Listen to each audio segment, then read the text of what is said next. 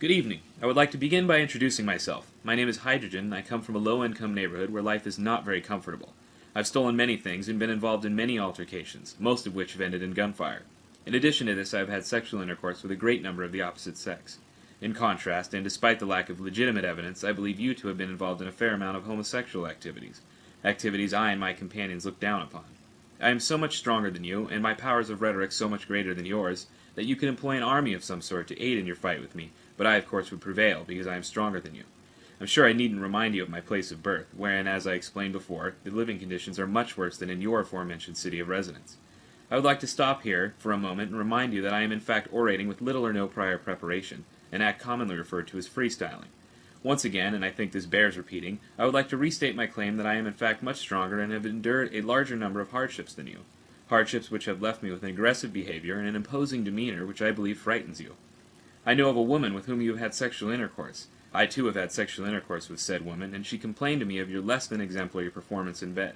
She went on to explain to me in graphic detail the dimensions and particulars of your genitals, and I tell you what she said was not very generous, sir. In conclusion, I would like to leave you with a brief summary of my argument. You, sir, are a weak, timid, and untrustworthy homosexual. The city in which you live is not nearly as difficult to live in, nor is it in such a high state of disrepair as mine. I am the superior monologist in this debate, and any claim to the contrary will result in physical violence and perhaps even death.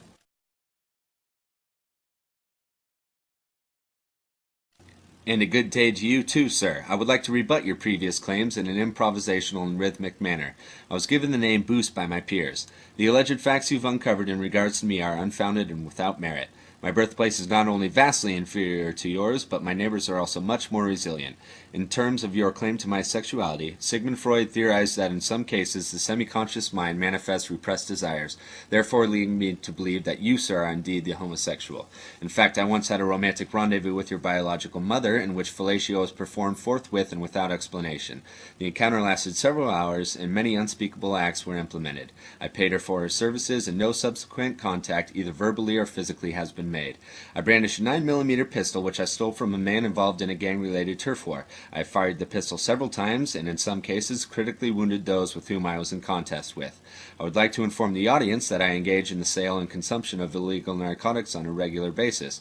Speaking candidly, I am in no form intimidated or fearful of your actions, as I have been involved in countless altercations which have ended less than favorably.